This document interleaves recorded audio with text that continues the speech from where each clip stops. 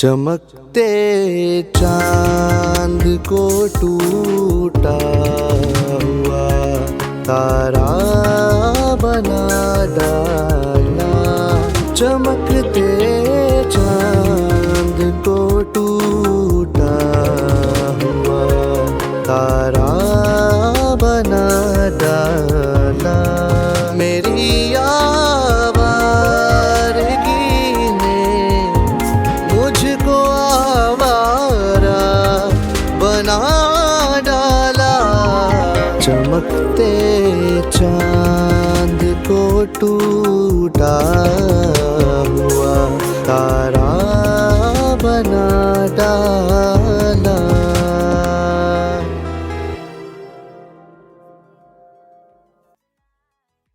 अस्सलाम वालेकुम व्यूअर्स। आज ये स्टूडियो देख के आप लोगों को अंदाज़ा हो रहा होगा कि हम किधर मौजूद हैं। गीतों की दुनिया के बादशाह उस्ताद गुलाम अली के पोते आमिर गुलाम अली के बेटे नाज़िर गुलाम अली हमारे साथ मौजूद हैं। अस्सलाम वालेकुम भाईजान, कैसे हैं आप? वालेकुम सलाम मासूम, आप कैसे हो? ठीक हो? मैं अल्हम्दुलिल्लाह सर, आप बताएं। बिल्कुल ठीक ठाक। आज आपने बस देखो हमें पकड़ लिया कहीं से। जी बस आपका शुक्रिया सर, हमें इनवाइट करने का अपने स्टूडियो की नहीं तरफ। नहीं, हमें बहुत अच्छा लगा इधर आके। आप मेरे बहुत पुराने दोस्त के भाई हो, जो जी सारी हमारा चाइल्डहुड साथ गुजरा है, तो बस उस भाई को और आपको कैसे मना कर सकते हैं। जी, आपका सर एहसान है कि आपने हमें नहीं नहीं, बुलाया है आज अपने पॉडकास्ट के अंदर। Thank you. तो आज हम आपसे कुछ सवालात करेंगे जी जी जरूर, हम पे आपके म्यूजिक इंडस्ट्री के बारे में, जरूर जरूर, क्यों नहीं। आपकी जो जर्नी चल रही है उसके बारे में। बिल्कुल, मेरी जर्नी तो अभी स्टार्ट हल्की सी हुई है जी यार, उसके बारे में भी जो पूछना है आपने पूछ लो। जी। तो सर मैं आपसे ये सवाल आज करने के लिए आया हूँ कि देखें, जिस तरह आपके जो दादा हैं अंकल गुलाम अली, हम्म, वो बादशाह थे संगीत की दुनिया के, बिल्कुल। ठीक है। तो आपका माहौल यानी कि बचपन कैसा गुजरा आपका उनके साथ? बचपन हमारा ऐसा था यार मासूम, के वो तो बहुत ट्रैवल करते थे, हमें उनके साथ बहुत कम टाइम मिला between the last 3 to 4 years। तब से वो हमारे साथ हैं, क्योंकि थोड़ा सा कोरोना की वजह से बाहर, आपको पता है, ट्रैवलिंग वगैरह बंद थी, जी तो वो उनके साथ काफ़ी टाइम स्पेंड हुआ। लेकिन जो म्यूजिकल जर्नी है वो तो बचपन से ही देखते आ रहे हैं, सबसे हम्म यही सुना है कि जी आप जो है एक उस्ताद के, एक किंग के आप लोग फैमिली हो। जी, और ऑब्वियस सी बात बिल्कुल है ऐसी है। हर कोई मानता है कि एक वो किंग थे एक। बिल्कुल किंग है सर। जी है अभी वो भी। थे नहीं वो, जब तक, क्योंकि दुनिया में हर इंसान का एक, क्या कहते हैं, इंसान तो खत्म हो जाता है लेकिन उसका काम और उसका नाम खत्म नहीं जी होता। बिल्कुल ऐसी है। एक वक्त आना है कि किसी ने भी नहीं रहना, लेकिन उनका जो काम है वो इतना को खूबसूरत और इतना को मुश्किल उन्होंने काम किया है कि उसको कोई भी नहीं कर सकता आज तक, ऐसी आगे भी नहीं लोग कर सकेंगे। और उस्ताद गुलाम अली खान साहब एक ही थे, और आने वाली कई सदियों में वो एक ही रहेंगे। उनका तो ये कोई लोग तोड़ नहीं सदियों आ में एक दफा सकता अभी पैदा तक। होते हैं। जी, ऐसे लोग बहुत कम होते हैं। और बिल्कुल। वो चले सर, आप ये बताएं कि आपने जब म्यूजिक स्टार्ट किया, आपने किस उम्र से स्टार्ट लिया था ये? म्यूजिक यार ऑफिशियली तो किसी एज से स्टार्ट नहीं किया था, जो दादा ने हमें बिठा के बताना शुरू किया वो एज थी ऑलमोस्ट 15-16 ईयर्स की एज। अभी हम्म मेरी एज 24 है। आपके तो उस्ताद वही थे यानी कि?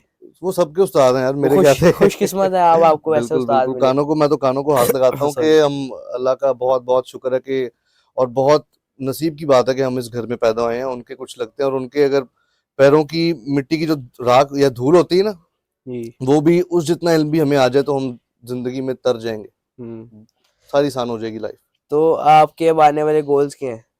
आने वाले गोल्स मेरे यार, म्यूजिक के हवाले से तो बहुत सारे हैं। मेन जो फोकस है वो तो क्लासिकल की तरफ ही है, क्योंकि ऑब्वियसली लोग एक्सपेक्ट ये करते हैं कि उस्ताद गुलाम अली खान साहब की औलाद है, आमिर गुलाम अली के बेटे हैं, तो हम्म क्लासिकली करेंगे। लेकिन ये जो स्टीरियोटाइप है, मैं चाहता हूँ कि ये भी ब्रेक हो।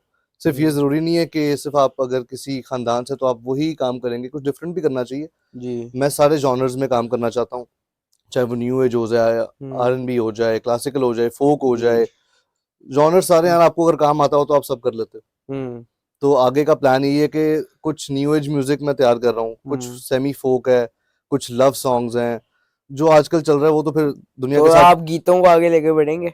ऑब्वियसली यार, ये सारा काम इसलिए करेंगे कि हम इस चीज के अंदर आगे बढ़े। हम्म और उस्ताद गुलाम अली खान साहब का नाम कभी इस दुनिया से खत्म तो हो ही नहीं सकता, हम भी जी, ना खत्म वो होने कोई दें। खत्म कर भी नहीं सकता उस नाम को। उसको आगे लेके बढ़े, वो बहुत बड़ी रिस्पॉन्सिबिलिटी है। जी कोशिश यही रहेगी कि इसको बढ़ाएं, इसको इज्जत दें और इसकी इज्जत कमाएं, हम्म बस। चले इस बारे में तो बात होगी ना उस्ताद गुलाम अली साहब के बारे में कि उन्होंने आपको, वो आपके उस्ताद भी रहे, आपका आगे जनजी के बारे में, म्यूजिक के बारे में आपका आपने सोचा है? अभी रिसेंटली हम लोग सिंगापुर शो करके आए थे। जी, अब मैंने जो देखा था आपका शो। थैंक यू यार, तो बड़ी बात है, आप शो देखते हो ठीक हमारा। आप तो यंग हो। क्लासिकल म्यूजिक तो असल में ना थोड़े से जो मिच्योर लोग हैं उनके लिए होता है, गजलें उनके लिए होती है। आगे जो हमारा अपकमिंग प्रोजेक्ट्स हैं, मार्च अप्रैल और मई के अंदर हम हमारा यूएस और कनाडा का टूर है। अच्छा। वो ऑलमोस्ट 1.5 से 2 महीने का टूर है, तो आगे तो अभी प्लान अप वही है, हम्म। उसकी सारी तैयारी चल रही है, शो उस्ताद डिजाइन हो गुलाम रहा अली साहब भी आपके साथ है। जी होंगे? जी बिल्कुल, हमारा आजकल फॉर्मेट चल रहा है कि 3 जनरेशंस 1 स्टेज। हम्म। उस्ताद गुलाम अली खान साहब मेरे दादा, आमिर गुलाम अली मेरे अब्बा, और मैं, ये तीनों एक स्टेज आपका पे मैंने परफॉर्म सुना है करते हैं। एक नया प्रोजेक्ट भी आ रहा है, उसके बारे में क्या कहना चाहेंगे? वो सरप्राइज है, वो तो आपको प्रोजेक्ट आएगा तो पता चलेगा, तुम्हें जी। मैं पहले सुना दूंगा। ठीक है। ठीक है, ठीक। तुम्हें मैं पहले सुना दूंगा प्रोजेक्ट। लेकिन ये है कि वो कुछ डिफरेंट है, लोग एक्सपेक्ट हम्म। नहीं करेंगे, क्या पता लोग बुरा भी बोलें, क्या पता बहुत लोग नहीं, अच्छा भी हेटर्स तो बोलते हैं, जहाँ हर तरक्की के अंदर मौजूद है, हर जगह बहुत पे। ज्यादा हेटर्स ट्रोलर्स होते हैं, लेकिन बात हम्म। ये है कि अगर आप मुझे उस्ताद गुलाम अली खान साहब के साथ कंपेयर कर देंगे ना, तो वो आप जस्टिस नहीं करेंगे। हम्म। मेरे अंदर एक मेरा फ्लेवर है, एक मेरा स्टाइल है, उनका जो स्टाइल था वो तो कोई भी नहीं कर सकता।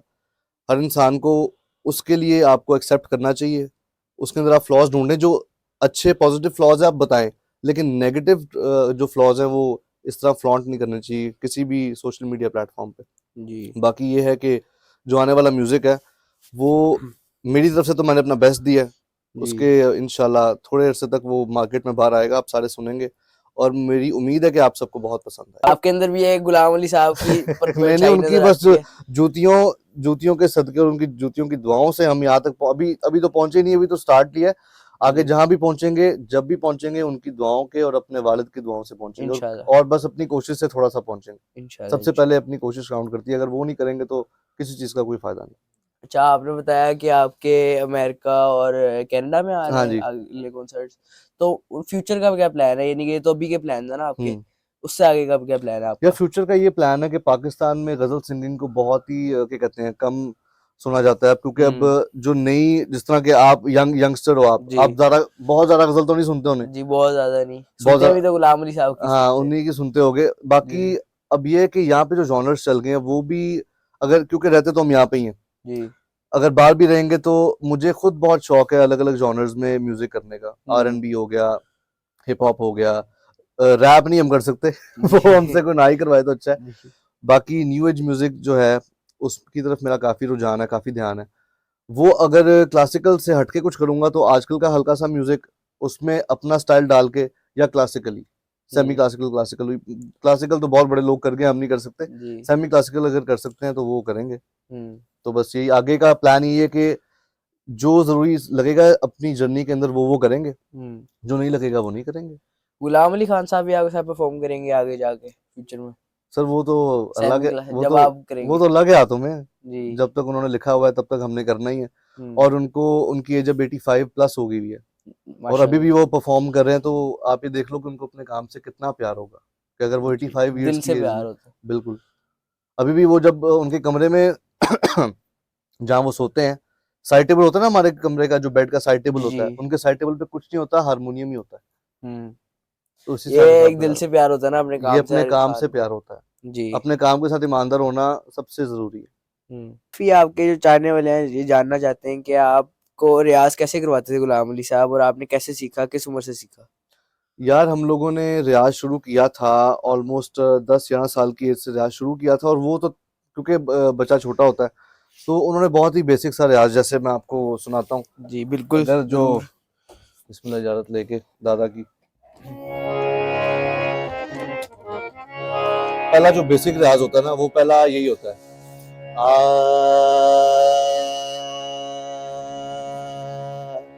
आ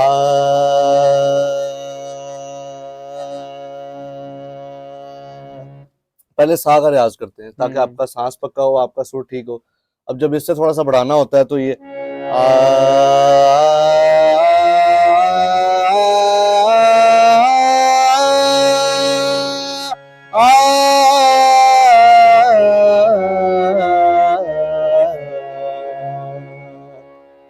शुरू इस तरह किया था। तो ये तो क्योंकि तब ये अब थोड़ा सा आसान लगता है, लेकिन तब ये बहुत मुश्किल लगता था।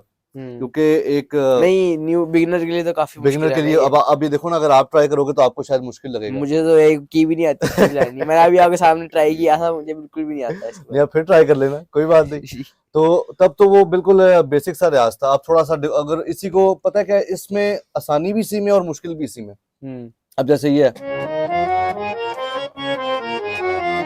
सीधा सीधा, अगर इसको आप मुश्किल करना चाहो,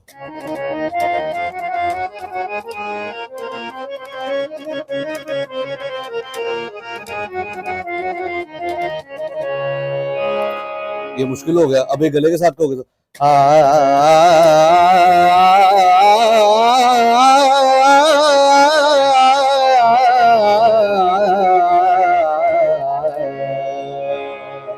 ये मुश्किल हो गया थोड़ा सा।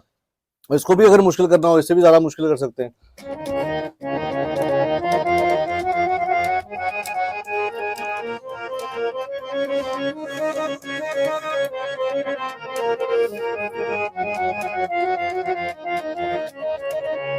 ये और मुश्किल हो गया। इससे भी मुश्किल बहुत सारी चीजें हैं, वो तो अभी आगे चल रहे हैं, वो आपको जरूर कोई ना कोई चीज ऐसी अच्छा, सुनाएंगे। एक सवाल मुझे बहुत तंग कर रहा है जी कि जी। हारमोनियम ये जो है ये काफी रेयर लग रहा है। हाँ, ये पाकिस्तान का नहीं है, ये गिफ्ट था एक, ये इंडिया से अहमदाबाद का गिफ्ट है जो दादा के लिए आया था। तो अच्छा, वो क्या कहते हैं, अभी थोड़ी पीछे है तो उनको ज्यादा अंदर बात नहीं करते। ये तो ये कितना पुराना है? यार, ये पुराना नहीं है तो नया ही है ऑलमोस्ट। इसको मेरे ख्याल से 6 महीने हुए हैं अभी। अकबर रेयरेस्ट कौन सा बड़ा हारमोनियम? रेयर तो सबसे जो रेयर हारमोनियम है वो दादा के कमरे में है, वो किसी को बजाने नहीं देते वो। तो वो अच्छा। कहते हैं इसको कोई बजाएगा तो ये इसके जो सुर हैं, जो इसकी ट्यूनिंग है, वो डिस्टर्ब हो सकती है। हम्म। तो बहुत ही कम बजाते हैं, लेकिन वो छुप के बजाना पड़ता है हमें। वो इस तरह हम्म। का हारमोनियम है। अच्छा, हारमोनियम तो काफी सारे घर में उसके भी यार। कुछ क्लिप्स देंगे हम इसमें। हाँ, उसके क्या कहते हैं, उसकी पिक्चर्स या जी, वीडियोस। पिक्चर वीडियो जो मर्जी। हाँ हाँ, वो पिक्चर दे जी। सकते हैं, वो उसका हाँ, कोई इशू नहीं है, लेकिन वो फिर व्यूज बड़े आ जाएंगे तुम्हें कि खान साहब का वही लोगों को पर्सनल इंटरेस्ट बाजा। होता है ना इस चीज का नहीं, कि वो तो कोई। यार जी। बात यह है कि वो जोन सा भी हारमोनियम पकड़ लें उसको सुर में कर देते हैं। हम्म। जो भी हारमोनियम पकड़ लें, वो लगता है हारमोनियम बना ही उनके लिए। आप जनजी को क्या पैगाम देना चाहेंगे म्यूजिक के बारे में? जनजी को यार यही पैगाम, मुझे मेरे बड़ों ने यही पैगाम मुझे बताया था, या ये बात मुझे समझाई थी कि आजकल लोग इस चीज़ के पीछे बहुत पड़ गए हुए हैं कि हिट होना है, हिट होना है, बहुत ज़्यादा क्या कहते हैं, इस चीज़ के पीछे टैलेंट के पीछे कम है, और फेमस होने के पीछे बहुत ज़्यादा है कि जल्दी से हम्म। नाम हो जाए, ओवरनाइट फेम मिल जाए एंड ऑल दैट।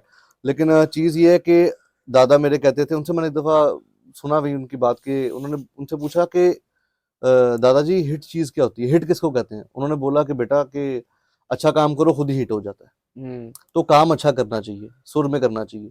जो चीज हम्म। सुर में होगी वो लोग सुनेंगे और वो इंशाल्लाह जरूर तरक्की पाएगी। आपके दादा गुलाम अली साहब जो काफी अरसे से यानी कि कॉन्सर्ट्स वगैरह कर रहे हैं आप, ठीक है। 65-70 जी। ऑलमोस्ट ईयर्स हो गए उनको काम करते हुए। जी, तो आपने उनके साथ पहला कॉन्सर्ट कब किया था? मेरा यार उनके साथ पहला कॉन्सर्ट था लंदन के अंदर 2021 के एंड में। ठीक है, तब आपने और आपके वालिद साहब ने? हाँ जी, वो तो मेरे वालिद साहब आमिर गुलाम अली वो तो साहब, उनके साथ काफी वो तो अरसे से बड़े कर से, रहे हैं उनको ना। तो 15 से 20 ईयर्स हो गए उनके साथ लगातार परफॉर्मेंसेस करते हुए। हम्म। वो तो क्या कहते हैं, मास्टर हो गए हैं उनके साथ काम में। जी। वो खुद अपनी जगह, मेरे दूसरे उस्ताद वो हैं। हम्म। उन जैसा काम भी पूरे पाकिस्तान में कोई नहीं कर रहा। उनके पैरों को हाथ लगा के सलाम है, दादा के पैरों को हाथ लगा के सलाम है, क्योंकि वो दोनों ऐसे लोग हैं जिनका मेरी लाइफ में बहुत ही मेजर रोल है। हम्म। और ऐसी कोई चीज़ नहीं जो उन्होंने हमें ना समझाई हो।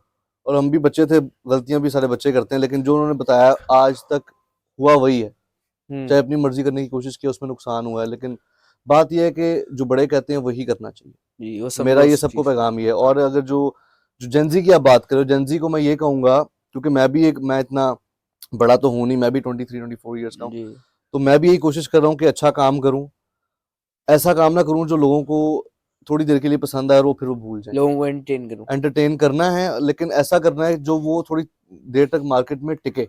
आजकल तो हम्म। बहुत ही कम टाइम है किसी प्रोडक्ट का मार्केट में रहना, 2 हफ्ते एक गाना चलता है, उसके बाद वो गायब हो जाता है गाना। बिल्कुल तो ऐसे ही। अच्छा काम अगर करोगे तो वो अपनी छाप छोड़ता है, it leaves a hmm. Mark, काफी देर चलता है। तो बस ये है कि यार काम अच्छा करो, वो लोग अपने आप पसंद कर लेंगे। अच्छा, काफी जो लोग होते हैं ना वो ये लकी होते हैं कि उनको ऐसे एक पीछे से बैकग्राउंड ऐसा मिले कि मशहूर बैकग्राउंड मिले। आपका दादा शुरू से ही मशहूर थे, ठीक है। आपको फेम में नया नया जब आप आए 2021 में, आपने कहा कि कॉन्सर्ट मैंने पहला किया, तो फेम में नए नए आ गया, वो कैसा फील हो रहा था जब पहला आपने किया था उनके साथ? यार बात ये है फीलिंग कि कैसी आई थी? फीलिंग कैसी आई थी यार? फीलिंग बहुत ही डर वाली फीलिंग थी अच्छा क्योंकि जी। एकदम एक घर में एक चीज करना और एकदम स्टेज पे चढ़ जाना बहुत अलग अलग चीजें हैं। जी। स्टेज पे 4-5 हजार बंदा आपको सुन रहा है, वो बहुत ही क्या कहते हैं, एकदम से बंदा, इट इज वेरी ओवरवेलमिंग और बहुत ही हम्म। डरावना है। मैं तो यही कहूंगा क्योंकि मेरा पहला, और मैंने जब पहली दफा परफॉर्म किया था तो मेरा प्लान नहीं था, एकदम समझ लो कि एक्सीडेंटली मैंने परफॉर्म कर दिया। हम्म। जहां हम गए हुए थे उधर के प्रमोटर ने बोला कि वो आए थे, क्या कहते हैं, हमसे मिलने के लिए हमारे होटल में, लंदन में पहला शो किया था। हम्म। तो मैं उनके दादा के कमरे में ही था, मेरे वालिद साहब भी वहीं बैठे हुए थे, मीटिंग कर रहे थे वो, तो मैं वहां बैठ के साइड पे खाना खा रहा था। हम्म। तो उन्होंने ना उनसे बातचीत करके ना, तो मैं मिलके साइड पे खाना खा रहा था बैठ के, तो उन्होंने पूछा कि ये कौन है? तो मेरे मेरे पापा ने बोला कि ये मेरा बेटा है। उनका पहला सवाल हम्म। था कि ये भी गाता है? तो उन्होंने बोला हाँ जी गाता है। अब तब मैं इतना ऑफिशियली नहीं गाता था, मतलब करता था, मेहनत करता था, लेकिन ऑफिशियली अभी मेरा प्लान नहीं था इस चीज में घुसने का। तो उन्होंने बोला कि आज ये भी गाएगा, आज के शो में जो उन्होंने किया हुआ था। हम्म। तो उन्होंने मुझे बोला आज आप गाओगे? और मेरे वालिद साहब से भी पूछा कि ये गा लेगा? उन्होंने बोला गा लेगा। तो इस तरह मेरा पहला चांस म्यूजिक के अंदर, इंडस्ट्री के अंदर या लाइव परफॉर्मेंसेस के अंदर इस तरह आया था कि उन्होंने मुझे एक सरप्राइजली और एक एक्सीडेंटली में म्यूजिक एक शो हम्म। के अंदर आ गया था, जो मेरे दादा और मेरे वालिद साहब के साथ था। और आपका जो सवाल था मेन, कि आपकी फैमिली बैकग्राउंड ऐसा है, आपको फेम शुरू से मिला, तो मैं आपको ये हम्म। बताना चाहूंगा कि ये एक एडवांटेज से ज्यादा डिसएडवांटेज है। इसका नुकसान ज्यादा है, हम्म। लोग एक्सपेक्ट ज्यादा करते हैं, जी। आपके पास ज्यादा मौका नहीं है कि आप दुनिया को कुछ भी दे सको। अब कुछ भी मैं करूंगा ना, मुझे सोच समझ के देना पड़ेगा कि मैं उस्ताद गुलाम अली खान का पोता हूँ उनकी और आमिर, रिस्पेक्ट के ऊपर बात हाँ, और आएगी। आमिर गुलाम अली खान साहब का बेटा हूँ, तो मुझे बहुत देख समझ के काम करना पड़ेगा। अब कोई हम्म। नया आर्टिस्ट है, उसके पीछे तो कोई नाम है नहीं, वो कुछ भी कर सकता है, जी। वो कुछ बुरा भी करेगा, और अगर वो चल गया तो लोग उसको माफ कर देंगे। अगर मैं कुछ बुरा करूंगा और लोग बोलेंगे कि ये उस्ताद गुलाम अली खान का पोता और ये कर रहा है, हम्म। तो वो, आप बताओ लोग क्या बोलेंगे? वो यही बोलेंगे ना कि उनकी रिस्पेक्ट के ऊपर बात आ रही है, बिल्कुल, उन आपने उन्होंने जो कैसे उन्होंने किया था स्टार्ट। उनका नाम खराब हो रहा है, ये जी, वो नाम तो हम खराब पे तो होगा। बहुत बड़ा, ये मेरी नजर में it's not as big as a advantage, it is a disadvantage. Hmm. क्योंकि हमारे पास मार्जिन नहीं है। एडवांटेज तो सबको है यार, कि किसको फेम नहीं अच्छा लगता, किसको ये हम्म। अच्छा नहीं लगता कि उनका नाम बार बार सुर्खियों में आ रहा है, या, और मैं तो कानों को हाथ लगाता हूँ, भी तो मैंने कुछ भी नहीं किया, अभी तो मैंने शुरू किया। हम्म। तो कोशिश यही है कि सुर वाला काम करें, सुर में रह के काम करें और दुनिया को अच्छी चीज सुनाएं। अब जिस तरह आप मेरे भाई जैसे हैं, आपने मुझे अभी समझाया, मैं हेजिटेट हो रहा था कैमरा से काफी, तो आपने जब इतनी आवाम के सामने पहला कॉन्सर्ट किया, हाँ हाँ। आपको किसने समझाया था ये बात, यानी कि आप थोड़े हेजिटेट हुए होंगे उस वक्त। हाँ हाँ यार, मैं स्टेज पे चढ़ने से पहले मेरी टांगे कांप रही थी मेरा ये वाला हम्म। हाल था। तो अच्छा। उससे जब यार बात पता है क्या है, मेरे मेरे जो पापा हैं आमिर गुलाम अली साहब, हम्म। उन्होंने एक बात मुझे कही थी स्टेज पे चढ़ने से पहले, और वो मतलब बाप की कुछ बातें ऐसी होती है जो आपके दिमाग में और आपके दिल में रह जाती है। हम्म। उन्होंने कहा था बेटा देखो, अभी स्टेज से नीचे हो ना, उतरे हुए हो, अभी चढ़े नहीं हो आप। हम्म।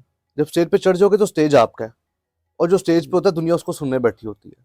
जी। जब स्टेज पे चढ़ गए तो करना ही पड़ेगा, आप वहां जाके चुप करके तो खड़े हो नहीं सकते, और आपके हिस्से का काम मैं नहीं कर सकता। हम्म। आपके हिस्से का काम आपको खुद ही गाना पड़ेगा, तो लोग आपको सुनेंगे। जी। तो ये बहुत ही उनकी एक ऐसी एडवाइस है जिसने मेरी लाइफ चेंज की है, जिसने मेरा एक देखने का नजरिया चेंज किया है कि मैं म्यूजिक को किस तरह देखता हूँ, क्योंकि ये वो चीज है जो करने से ही आएगी, ऐसे नहीं आएगी। हम्म। तो पहली परफॉर्मेंस तो मेरी बहुत ही मजे की थी। है कि पाकिस्तान से ज्यादा इंडियन लोग उन्हें लाइक करते हैं। मैं जितनी भी रील्स वगैरह देख रहा होता हूँ नुसरत फतेह अली खान की और गुलाम अली साहब की, तो उसके अंदर ज्यादातर इंडियन ने कमेंट किया होता है। उनके बारे में आप क्या मैसेज देना चाहेंगे, वो आपके यार ज्यादा फैन है वहां मैं पे। फैन ज्यादा कम नहीं होते, बात यह है कि पाकिस्तान में ना लोग ये भूल चुके हैं कि असल म्यूजिक कौन सा है। हम्म। इंडिया में जो क्लासिकल म्यूजिक है ना, उसको उन्होंने इस तरह से रखा हुआ है कि उनको पता है कि असल ये है। यहाँ पे हम्म। लोग भूल चुके हैं पाकिस्तान में कि असल म्यूजिक कौन सा है। अब अगर मैं न्यू एज म्यूजिक करना चाह रहा हूँ यहाँ पे, तो उसकी ये वजह है क्योंकि लोगों को गजलों से लोग थोड़ा सा दूर गए हैं। हम्म। अब न्यू एज म्यूजिक अगर हो और गजल उस पे आप परफॉर्म करें तो वो कितना मजे का लगेगा, आप बताओ। जी। म्यूजिक नया हो और गजल आप गाओ उस पे, हम्म। ये भी एक्सपेरिमेंट्स हम यहाँ पे करेंगे। लेकिन इंडिया का ये चक्कर है कि यार इंडिया के लोगों को पता है कि म्यूजिक की क्या कीमत और म्यूजिक किस चीज का नाम वो है यहाँ पे। वो समझते हैं, समझते यहाँ पे हैं, समझते हैं लोग। यहाँ पे अगर उनको पता है कि ये काम कितना मुश्किल है, यहाँ पे म्यूजिक को उस तरह एज ए प्रोफेशन नहीं देखते, क्योंकि इधर बाकी फालतू कामों को बहुत ज्यादा प्रायोरिटी देते हैं और उसको म्यूजिक से ऊपर समझते हैं, जबकि म्यूजिक एक आर्ट है। हम्म। एक अब जो म्यूजिक करते हैं उनको आर्टिस्ट क्यों कहा जाता है? एक बिजनेसमैन को क्यों नहीं आर्टिस्ट कहा जाता? आर्टिस्ट बहुत ही एक नाजुक से और बहुत ही क्रिएटिव लोग होते हैं, जिनको क्या कहते हैं, सरहदें नहीं या बॉर्डर्स नहीं कनेक्ट करते। बस ये है कि इंडिया से प्यार इसलिए ज़्यादा मिलता है क्योंकि वहाँ के लोगों को पता है कि गुलाम अली खान साहब या गज़ल गायकी या क्लासिकल सिंगिंग क्या है। एक सवाल मैं काफी देर से सोच रही हूँ इस बारे में। देखें कितनी ऑडियंस है, अब कितने लोग हैं रियाज करते हैं, फिर साथ साथ फिटनेस का ध्यान बिल्कुल भी नहीं रखते अपना। हाँ जी, आप फिटनेस का भी अपना ध्यान रखते हैं, रेगुलर जिम जाते हैं, अभी भी आपने बिल्कुल। शूट के बाद जिम पे जाना है, बस तो डाइट का ख्याल रखना है, ये सब मैनेज कैसे करते हैं आप? अगली सॉन्ग की भी आपकी शूटिंग भी हो रही है, उसकी भी हाँ, आपने करनी है। बस यार ये ऐसे ही है कि मैनेज करना पड़ता है, करेंगे तो होगा। डाइट हमारी ये है कि थोड़ा-सा ख़्याल ठंडे पानी का रखते हैं, हम्म। क्योंकि ठंडा पानी आपके गले को काफ़ी इफ़ेक्ट करता है। जी। चावल थोड़ा कम खाने की कोशिश करते हैं क्योंकि चावल आपके गले को डिस्टर्ब करते हैं। हम्म। मेरी रूटीन ये है कि उठ के थोड़ा-सा पहले मैं उठ के थोड़ी-सी एक्सरसाइज़ करता हूँ। जी। उसके बाद नाश्ता वग़ैरह करके थोड़ी देर बाद मैं रियाज़ पे बैठता हूँ। हम्म। घंटा डेढ़ मैं रियाज़ करता हूँ। उसके बाद थोड़ा-सा प्री वर्कआउट मील लेके उसके बाद मैं जिम जाके एक दफ़ा तो घर पे करता हूँ, एक दफ़ा जिम जाता हूँ। हम्म। जिम से आके फिर सारा टाइम यहाँ पे स्टूडियो में ही देता हूँ। हम्म। अपने जो आने वाले काम हैं उनको देखता हूँ, जो आने वाले प्रोजेक्ट्स हैं उनको बनाते हैं या जो भी करते हैं, जो हम्म। आपके सामने आने वाले हैं इंशाल्लाह बहुत जल्दी। जी। तो रूटीन तो ये है फ़िलहाल, ये भी बहुत ही हेक्टिक है, बहुत थकने वाली रूटीन है, जी। क्योंकि ये काम आसान नहीं है। जी और बिल्कुल ऐसी। बहुत से लोग हैं जो इस क्या कहते हैं, इस प्रोफ़ेशन में होके अपना मतलब फ़िज़ीक का या फ़िटनेस का ख़्याल नहीं रखते। मेरे ख़्याल से वो सबसे पहली चीज़ वो होती है। जी। जिस्म से आप इतना अपने बॉडी से इतना काम लेते हो, बॉडी को कम से कम आप अप टू डेट और 1 घंटा तो आप दिन का बॉडी को दे सकते हो। जी। आप हमारे आज के पॉडकास्ट के बारे में कुछ कहना चाहेंगे? आपका पॉडकास्ट बहुत अच्छा लगा मुझे, आपके साथ बैठ के थैंक बहुत यू। मज़ा आया। थैंक यू मैं सो आपको दुआ मच। दूँगा कि आपके आने वाले काम बहुत ही आपको सफलता मिले। इंशाल्लाह। बहुत ही आपका पॉडकास्ट और आपका चैनल आगे जाए और सारे आपको लाइक, शेयर एंड सब्सक्राइब करें जी और थैंक यू। इंशाल्लाह आपका आने वाला वक़्त बहुत ही अच्छा हो। Thank you. एक अब बड़े भाई की दुआ तो यही होती है भाई को, जी बिल्कुल और ऐसी। मैं दूसरी दुआएँ नहीं दे सकता। अब काफी देर हो गई, आपका भी टाइम कीमती है, आपने भी जाना है, जिम बस जाना यार, है आपने तो। आप बोर तो नहीं हुए मेरे साथ? नहीं नहीं बिल्कुल भी नहीं। पक्का? मुझे मजा आया आपके साथ बैठ के। चलो, चलिए बस अब इख्तिताम का वक्त आ गया। ज़रूर, ज़रूर। थैंक यू, आपका बहुत अच्छा लगा, आपका टाइम देने का थैंक यू शुक्रिया। मेरी जान, थैंक यू। बाकी जी। घर पे सबको सलाम देना मेरा आप, ठीक है। ठीक है? ओके जी, अल्लाह हाफ़िज़।